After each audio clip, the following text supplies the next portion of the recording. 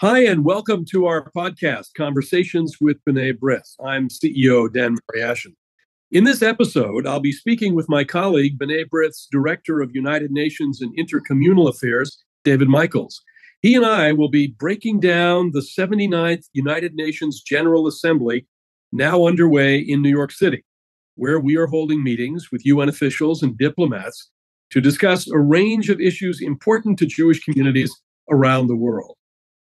Before we dive into today's conversation, though, just one note.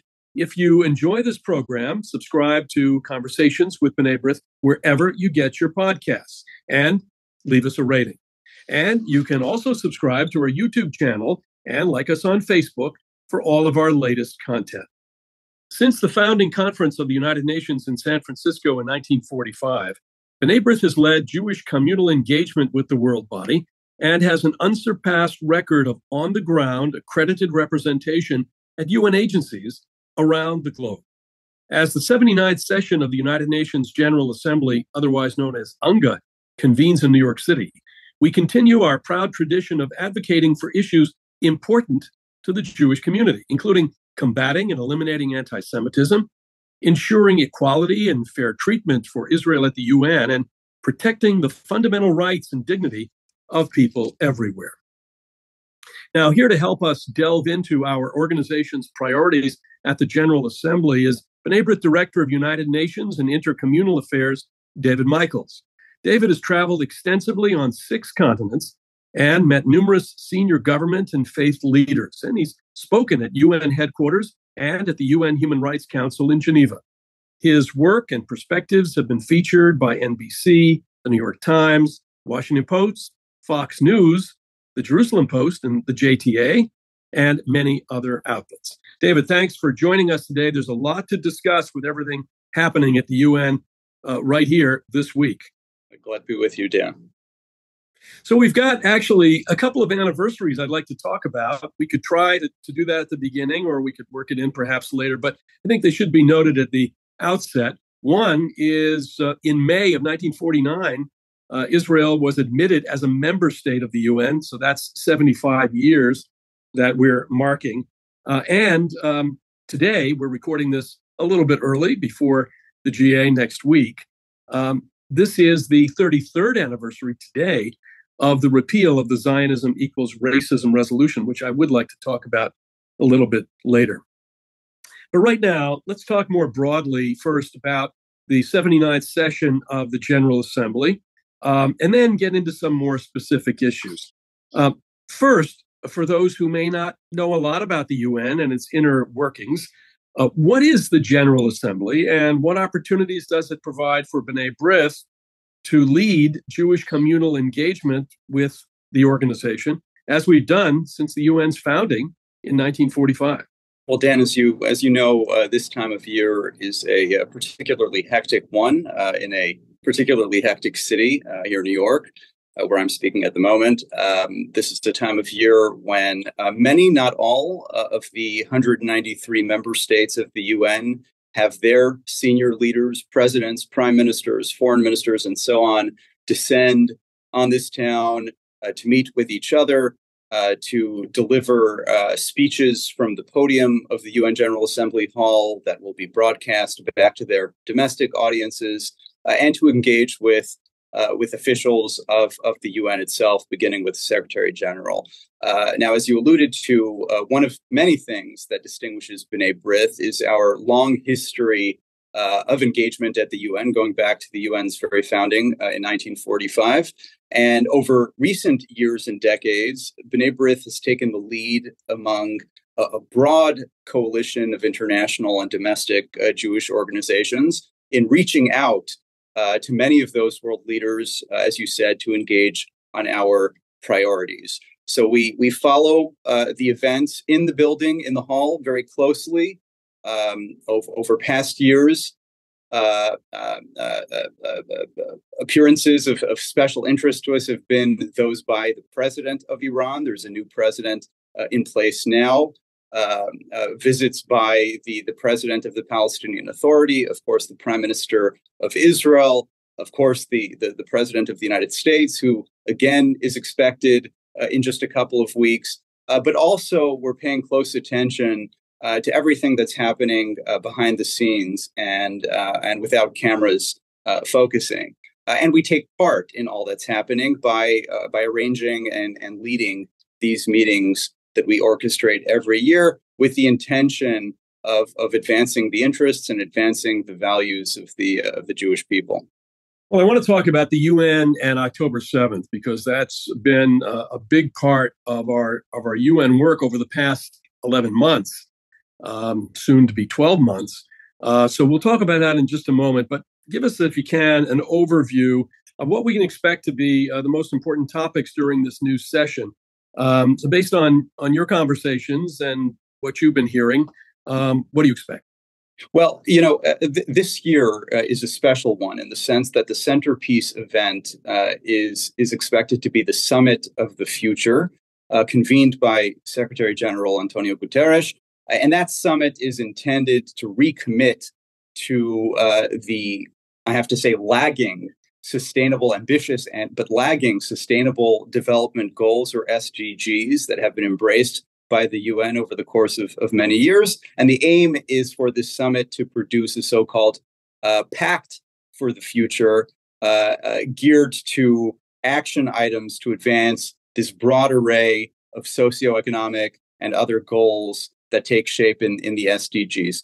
As every year prior to the general debate, the high-level segment at the start of the new General Assembly session, the General Assembly, I should say, is the primary, the largest, and in the view of some at least, in some respects, the most democratic, most egalitarian body within the UN system. Every year before the general debate, there are a number of thematic, typically one-day summits focused on specific issues.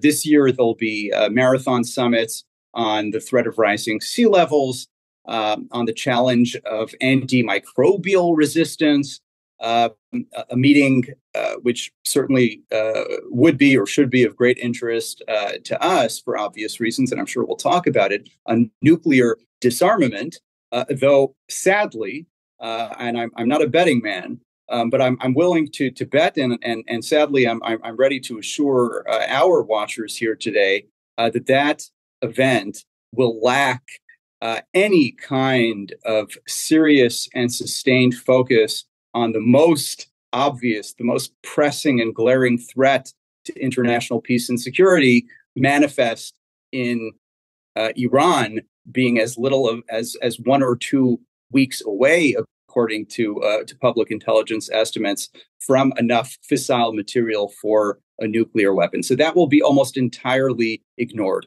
By contrast, and I know we're going to get into the weeds a bit on this, with dozens and dozens of world leaders, as I said, taking the podium during the week of September 22nd, I can assure you, we know, sadly, that Israel, and more specifically Gaza, will take an outrageous share of the time and the focus throughout that week at the expense of countless critical situations and needs around the globe. And I'm willing to say that it will eclipse quantitatively and in tone anything seen even surrounding the Ukraine issue in the prior 2 years. So let's talk about the UN's role October 7th. The UN responded, but it responded in a predictable way. In some of these documents, some of these resolutions, the word Hamas was not even mentioned. The issue of violence against women perpetrated by Hamas on October 7th received short shrift, more than short shrift. We still are not at a point where there is a finger pointing at Hamas, and not only at Hamas, but also its patron. You've referenced its patron, Iran. So we've seen several UN officials expressing anti-Israel views. There's been, as I said, frequent equivocation between Hamas's crimes against humanity and Israel's right to defend itself. So let's talk about the UN on October 7th, and then how it will play out in real time over the next week or two. Well, it's absolutely the case that no UN multilateral body. I would, and perhaps this is lost on many casual observers of the UN. The UN system is comprised, broadly speaking, of two elements: many bodies, many institutions, for better or for worse, many elements. But you can look at the UN, and insiders will make this distinction look at it as the voting bodies, the multilateral intergovernmental bodies. I mentioned that the General Assembly has 193 members. But you can also look at the staff, the secretariat, the full-time bureaucracy that services the UN and that generally acts at the behest of its member states. But it's not only, if it weren't bad enough, that no multilateral forum within the UN in the 11 going on 12 months since the atrocities of October 7th, there has been not one to outright condemn Hamas, Hezbollah, or Iran. If that weren't horrific enough, let me just throw out a few examples and we can talk about it some more.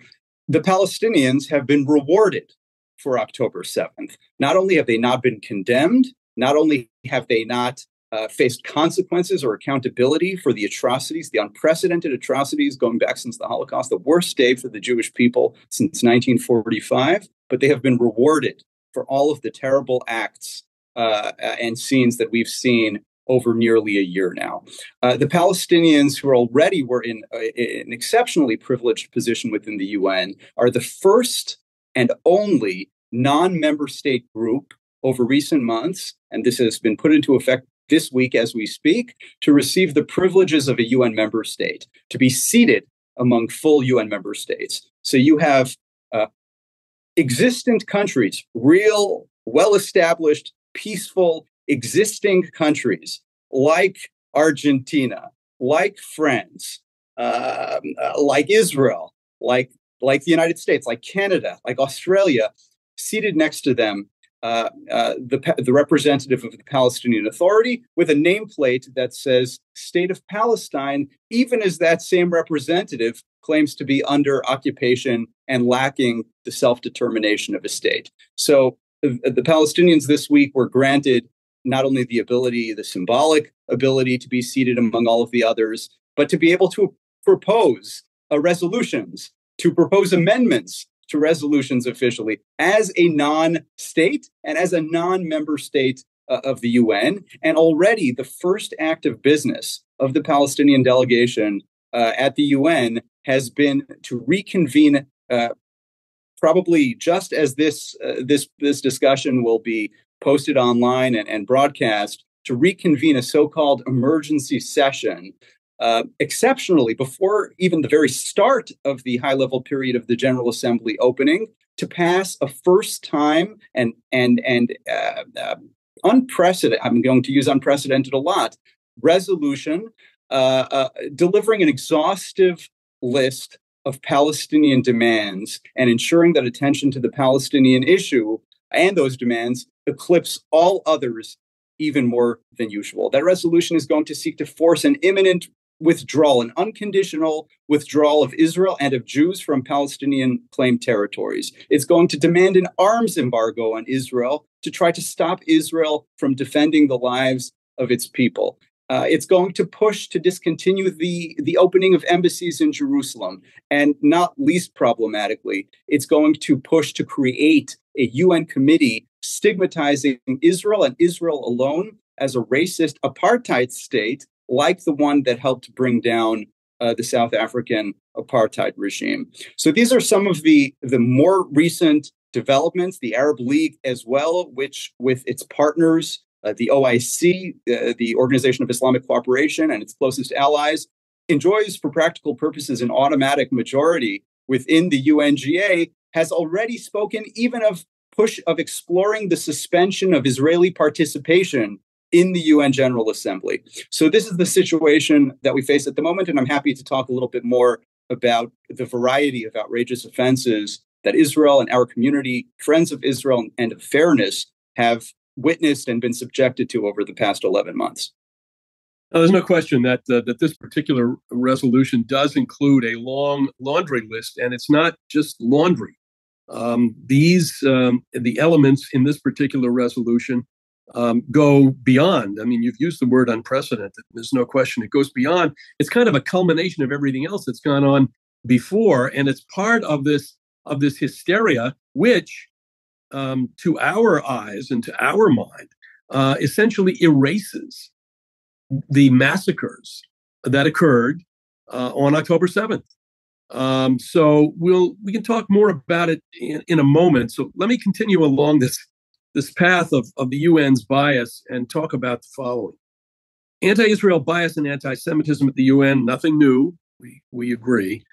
Officials within the UN, like Special Rapporteur Francesca Albanese, Commissioner General of the United Nations Relief and Works Agency, also known as UNRA, Philippe Lazzarini, members of the latest Anti-Israel Commission of Inquiry, which is at the UN Human Rights Council, and others continue to single out the Jewish state, while the UN General Assembly, as you've just told us, continues to pass more resolutions condemning Israel more than all other nations combined in terms of the condemnation category. So how are we working as B'nai B'rith to counter these false narratives around Israel?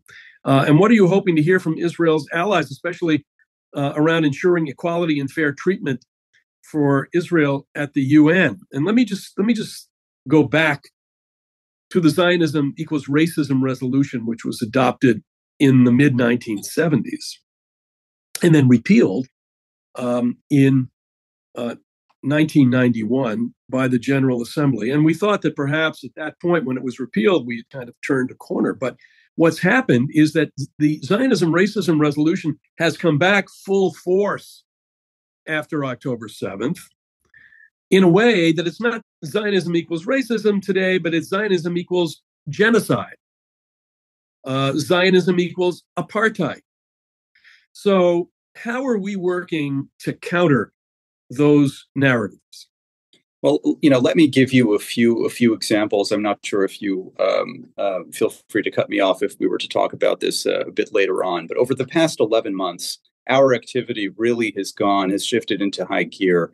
We've engaged. We were the only major Jewish organization to engage directly with the Secretary General just 2 or 3 days after October 7th, and to make clear our perspectives, our truths on the reality on the ground, and to ensure that the UN system would know that we would consistently hold its feet to the fire. We've met repeatedly with the UN High Commissioner for Human Rights in Geneva, and with so many others. We brought together in those first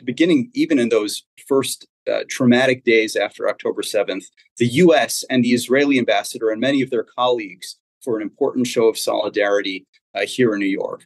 Publicly, we authored op-eds in outlets around the country and also abroad. We co-sponsored and we spoke publicly at rallies, many of those rallies being situated outside of UN headquarters, whether in New York or in Geneva. We directly made a submission to more than one submission to the International Court of Justice, which I can speak about a little bit as well, with the leadership of some of our experts and our lay leaders, including our honorary president, Richard Heidemann, and the B'nai B'rith Canada honorary legal counsel, David Michaels. We've hosted in cooperation with the Israeli ambassadors in these incredibly difficult settings, official events at UN facilities in Geneva, in Paris, and elsewhere, highlighting the plight and the rights of Israelis and their harrowing experience on, before, and since October 7th.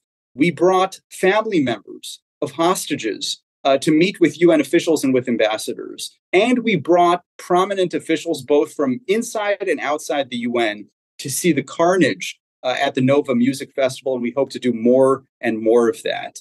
As I mentioned, we brought Israeli victims of terrorism, as well as experts on the fanatic, I'd say, frankly, genocidal ideology behind it, to the Human Rights Council to deliver their testimony to the world. And as we've mentioned, here in New York this month, we will be meeting with dozens and dozens of diplomats and government officials from the highest levels on down, from practically every continent, including countries that have strong relationships with Israel and the United States, countries in some cases that don't have, as of this moment, formal diplomatic relations with Israel. And we are going to push forward our message that it serves no one to single out Israel for demonization, for delegitimization, and for double standards. And as we know all too well, the UN is precisely the setting where those three Ds take the most public and consistent form. Yeah, I mean, it's really a history of hypocrisy when you think about the lofty ideals of the United Nations. I mean, I can tell you, when I was 6 years old, so the new UN building was not that old.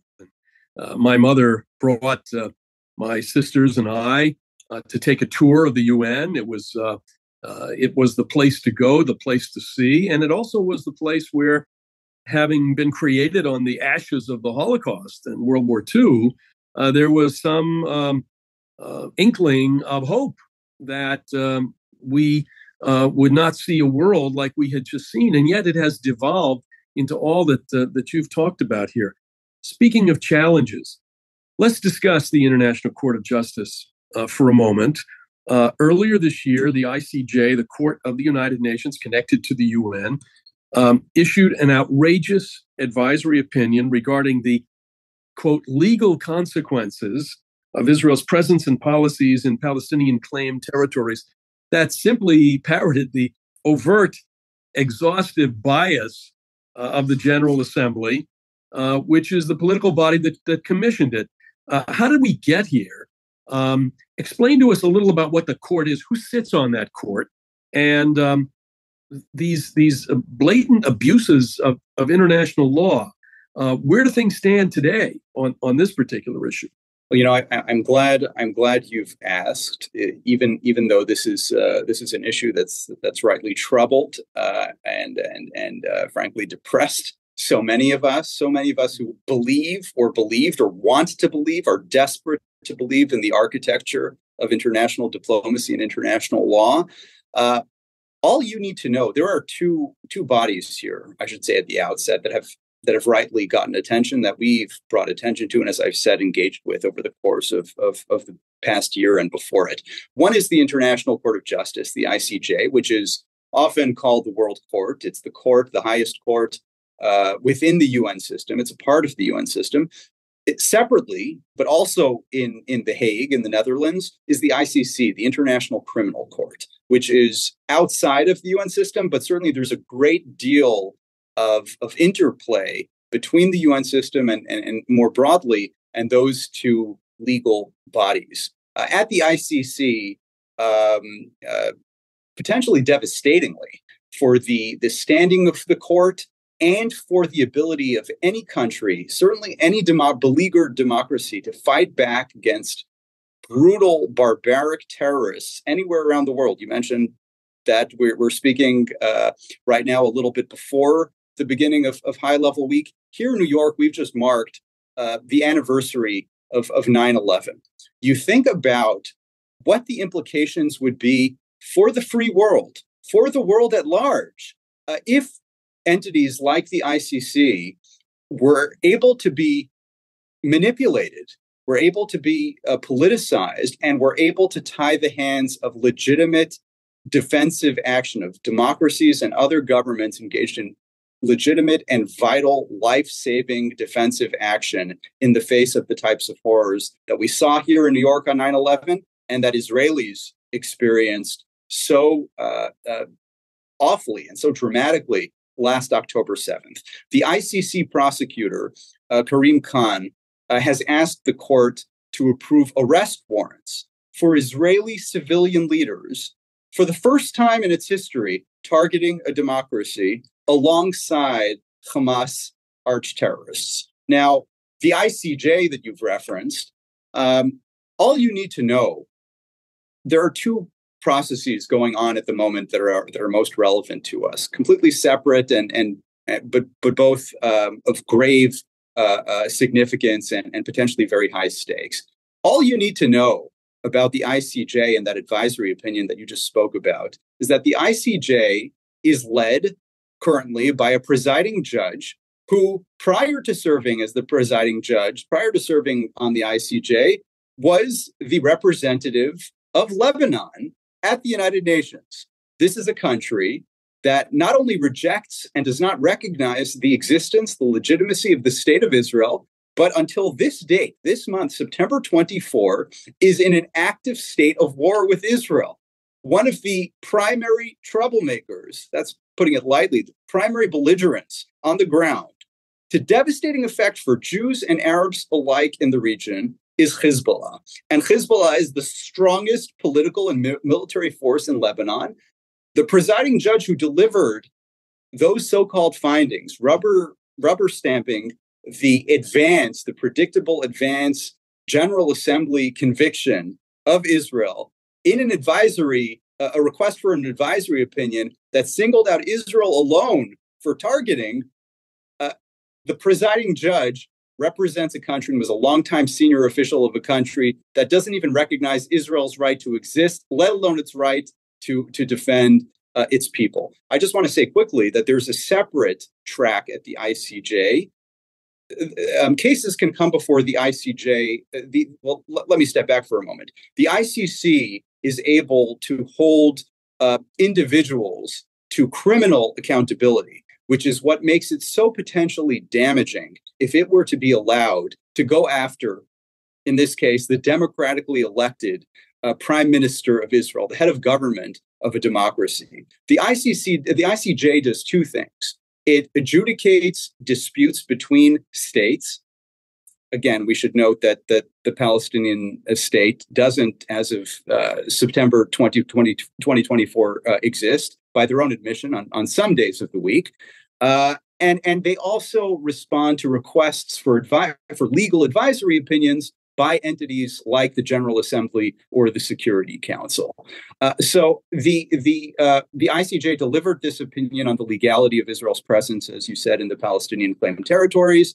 The outcome of that was quite predictable. A separate ICJ case has been brought by South Africa, a country which has been famously indifferent to so many unsurpassed atrocities on its continent and on so many other continents. A case brought by South Africa. I won't speculate as to the reasons. I'll leave that to the commentators out there, accusing Israel of nothing less, as you said, than genocide. The Jewish state, the world's only Jewish state, the Middle East's only pluralistic democracy, accusing Israel of genocide in response to October 7th. That process moves forward. And as I said, we've made a submission to the ICJ and to member states with influence on the ICJ, with the ability to file their own amicus briefs with the ICJ, explaining why these charges and these accusations are completely unmerited, and why, in most cases, these bodies lack the jurisdiction to prosecute Israel in the way that's been attempted thus far. Oh, well, look, it makes a total mockery of the word justice, International Court of Justice. It certainly is a mockery, and as you've talked about, the Chief Justice of the court, but it's not just the Chief Justice. It's the idea that these appendages, or these more than appendages, these very important agencies of an international body that, again, founded on, and think about this, the genocide that was perpetrated against the Jewish people during the Holocaust was one of the prime moving elements in the creation of the United Nations. And so this is it is an outrage. It's a perversion of justice. It's a perversion of history. And yet this kind of activity goes on. I want to talk about another UN-related agency, and that's UNRWA. So UNRWA was founded 70 plus years ago. Among its various tasks, missions, and responsibilities is the education of Palestinians, not just in Gaza, but in other places in the Middle East heartland, where there are Palestinians. That education we and other Jewish organizations for years have been pointing to the inculcation of hatred in simple mathematics lessons, in history lessons, to build an expectation that all Palestinians everywhere have a right to return to what is now the state of Israel, that incites those, many of whom, I would say most of whom, given their ages, most of whom carried out these terrible barbaric acts on October 7th. This all came out of the UNRWA education system. So we've discovered now during the course of the past 11 months, for example, that some of UNRWA staffers were proven to have been involved in Hamas's October 7th massacres. The real problem of UNRWA is its very existence as it exists today. So tell us about UNRWA and what prescriptions do we have to make sure that if we were to change this system, how would we change it? Well, look, UNRWA is an entity, as you just said. Even if we weren't to say that it was born in sin, it certainly persists in sin. No people, no cause, no nationalist aspirations or narrative should take precedence over all of the others in the world. And this is, sadly, a default state of play at the UN that we've seen since the time of the Zionism is Racism resolution of 1975. UNRWA, as you said, predates that resolution. But to answer your question, let me put it this way. You know, there are a few million Palestinians in the world, many of whom continue to live, unlike the Jews who were dispossessed from so many primarily Arab and other Muslim countries, beginning in Israel's War of Independence, at the time of Israel's War of Independence in 1948. Those countries, for the most part, with very few exceptions, have been practically emptied out of their Jewish populations. And we've seen so many other minority groups struggle to have their civil rights and their legitimacy and dignity upheld and respected in many, not all, of those countries. By contrast, in 2024, there are about 7 or 8 times the number of Palestinians relative to those who lived in the land between the Jordan River and the Mediterranean Sea in 1948. And despite that, the Palestinians are the only people in the world, along with all of the other exceptional privileges that they enjoy within the UN system, the only people in the world whose refugee population enjoys its own entity. And its own entity, and I'll get into a little bit of the detail, dedicated to rules of engagement that don't apply to any other refugee population, and to very, very problematic operations that you've alluded to that we don't see in any other context. We have tens, if not more, tens of millions of people around the world that are refugees, that are internally dispossessed, and all of those, with the exception of the Palestinians, are aided under the rubric of the United Nations High Commissioner for Refugees. Palestinians alone, despite being a minuscule proportion of the refugee population, have this dedicated agency, perhaps the longest, certainly one of the longest UN agencies in existence, focused only on their circumstances. But it's not only about addressing their circumstances. Certainly organizations like ours, humanitarian organizations like ours,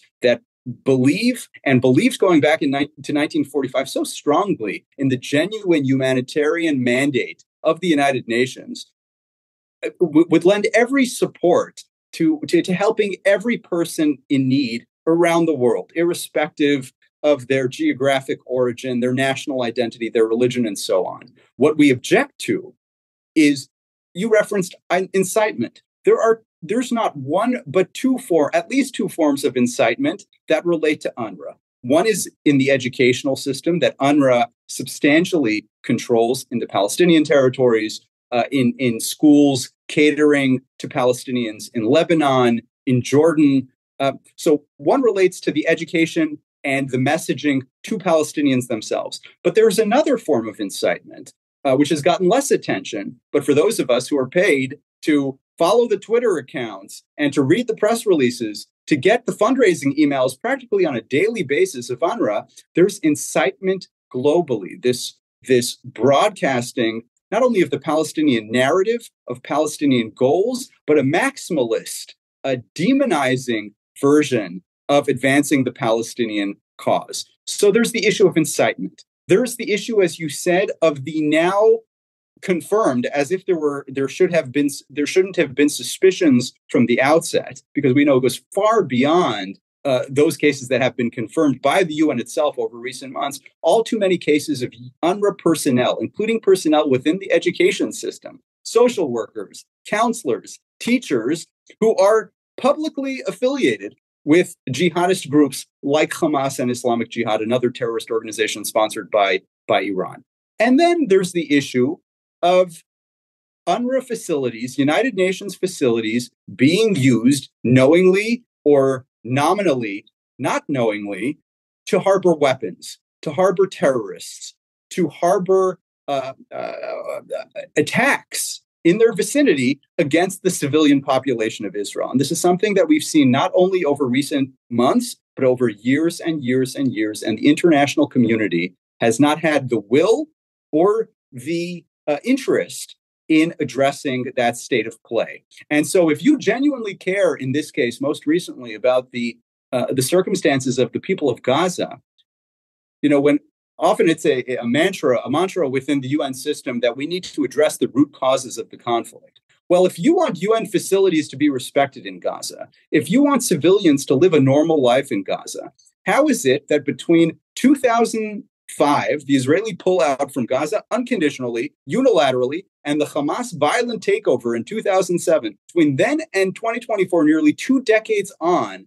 you've allowed hundreds of miles of tunnels to be dug underground. You've allowed weapons to be stored and fired in the vicinity of your facilities, and you've allowed textbooks that only perpetuate the grievances, the hatred, and the maximalist expectations that will only ensure that this conflict continues forever and ever. No, there was incitement to violence. The interesting thing, though, David, is that we've worked on this issue for so long, together with others, revealing all of the things that you've talked about, the incitement, the hatred during the war in Gaza, the hiding of weapons, the hiding of terrorists in schools, in UNRWA schools. And yet, the international response has been more or less, not to mention within the UN itself, but the international response has been kind of a collective yawn.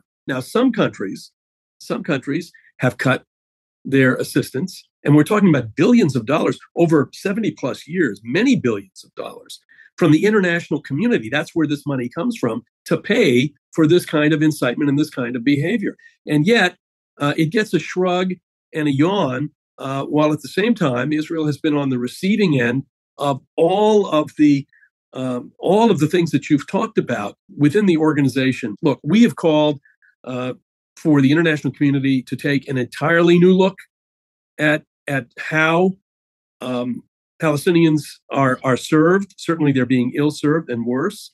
And perhaps one way to address this would be to eliminate this special treatment and to gather it all under the High Commissioner for Refugees and others who are treating all of the other communities around the world. The other thing is the issue of this right of return, that for 70 plus years, Palestinians have been, largely through the UNRWA system, have been treated to a case of constant rising expectations which will not be met. There will not be open doors for millions of Palestinians to go from Gaza or from Lebanon or from other places. It's not going to happen. And so the international community writ large, and we know who we're talking about. There are countries that can make a difference. There are contributing donor countries that can make a difference. UNRWA needs a new look, not just a fresh look, and it needs not only to be reformed, but in our view, to be replaced. I want to, before we leave, a couple of other issues. We've talked about the UN Human Rights Council. It's also in session this month. Since October 7th, we have highlighted the horrific, unimaginable experiences of survivors and advocated for victims and their families. Talk to us about our activity, our advocacy at the UN Human Rights Council, particularly as that body relentlessly and unfairly singles out Israel.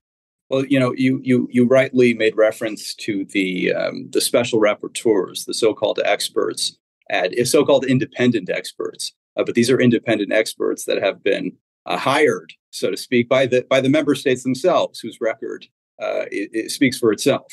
It speaks for itself in the form of, as you said, more resolutions, both in New York at the General Assembly and at the Human Rights Council in Geneva, targeting Israel than all and any other countries, often more than all other countries combined. It manifests itself in the form in Geneva of item 7, the only item, permanent standing item at every of the 3 annual sessions of the Human Rights Council, year after year after year, irrespective of anything else going on in the world, whether it's in Ukraine or Congo or Sudan or Myanmar or Sri Lanka or anywhere else, North Korea.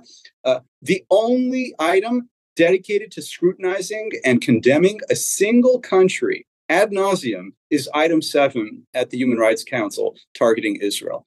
You mentioned Francesca Albanese, who really is leading her colleague, many of her colleague special rapporteurs in this regard. Francesca Albanese is the latest occupant of the seat of special rapporteur on the rights of Palestinians. Needless to say, spoiler alert, as they say, there's no special rapporteur on the rights of Israelis. And I suppose the UN couldn't, fell short on a budget that might sustain a special rapporteur that went through the motions of expressing concern for the equal rights of Israelis alongside Palestinians. So Francesca Albanese was hired to be an advocate of the most militant and vocal and aggressive kind for the Palestinian narrative and for Palestinian political goals. And like each of her predecessors, perhaps in some ways exceeding even many of her notorious predecessors, her record has just been extraordinarily brazen and destructive.